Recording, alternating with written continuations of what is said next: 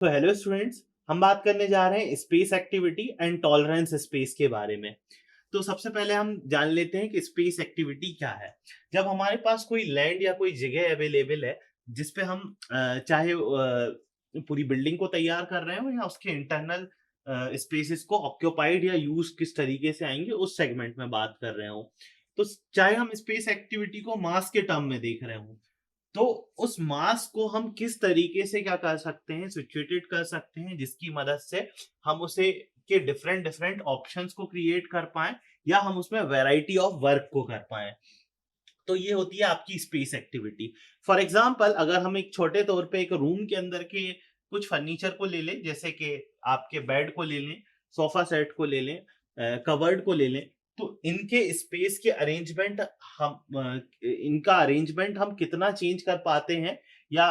कितनी अलग अलग डिफरेंट डिफरेंट पोजीशंस के हिसाब से हम इन्हें लगा पाते हैं, ये डिपेंड करता है एबिलिटी ऑफ स्पेस पे, कितनी जगह हमारे पास अवेलेबल है। साथ ही साथ अगर हम पूरे रूम में फर्नीचर को ही रख दें तो हमारे पास कोई सर्कुलेशन स्पेस नहीं रहेगा। मतलब हमें आने जाने के लिए कोई रास्ता नहीं मिलेगा, मूवमेंट के लिए कोई जगह नहीं मिलेगी। तो हम किसी भी स्पेस को जब ऑक्यूपाइड करते हैं या यूज करते हैं, तो हम बहुत सारी चीजें ध्यान में रख के करते हैं कि उस स्पेस को किस लिए क्रिएट करा जा रहा है, उस स्पेस के अंदर नंबर ऑफ पर्सन कितने हैं जो यूज करने वाले हैं, उसके अंदर कौन कौन सी ऐसी जो डेली नीड्स की सामान है या फर्नीचर वगैरह है जो आने वाला है, इस सब चीजों को ध्यान में रख के हम काम करते हैं। वहीं अगर हम टॉलरेंस स्पेस की बात करें,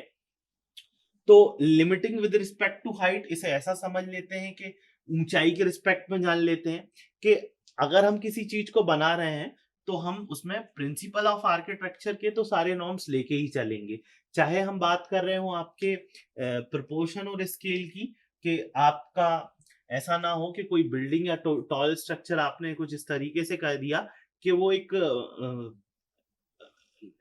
चिमनी की तरह या लॉन्ग टॉल स्ट्रक्चर कुछ इस तरीके से नजर आ रहा है, जो आर्किटेक्चर पॉइंट ऑफ व्यू से उसकी ब्यूटी को एनहेंस ना करता हो। या फिर हम बात करें जोनिंग लॉ के हिसाब से, जोनिंग लॉ क्या होता है, शॉर्ट में एज अ सिविल इंजीनियर में आपको बता देते हैं कि जब हम किसी ऐसी जगह पे कंस्ट्रक्शन कर रहे होते हैं बिल्डिंग का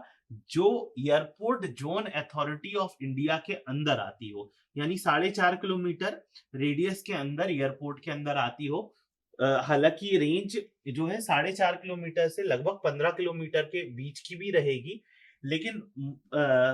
प्राइमरी जो 4.5 किलोमीटर के अंदर आ रही है या टोटल 15 किलोमीटर की भी अगर हम बात कर लें, तो यहाँ पे जोनिंग लॉ लगता है, जहां पे आपको with respect to height, height के लिए जो आपने लोकल म्युनिसिपल कॉरपोरेशन या लोकल जो भी ऑर्गेनाइजेशन है बिल्डिंग परमिशन की, उनकी परमिशन के अलावा आपको जोनिंग लॉ में परमिशन लेनी होती है कि आप इतनी हाइट का कोई स्ट्रक्चर क्रिएट कर रहे हैं। फॉर एग्जाम्पल, अगर आप कोई इंडस्ट्री लगा रहे हैं तो वहां पे हो सकता है कि आप चिमनी को फॉर्म करें जिसकी हाइट तो कम हो, जोनिंग लॉ से हाइट के रिलेशन में दिक्कत नहीं है, लेकिन वहां से स्मोक यानी कि धुआं वहां से उठेगा जो प्लेन की विजिबिलिटी के लिए इम्पैक्ट कर सकता है।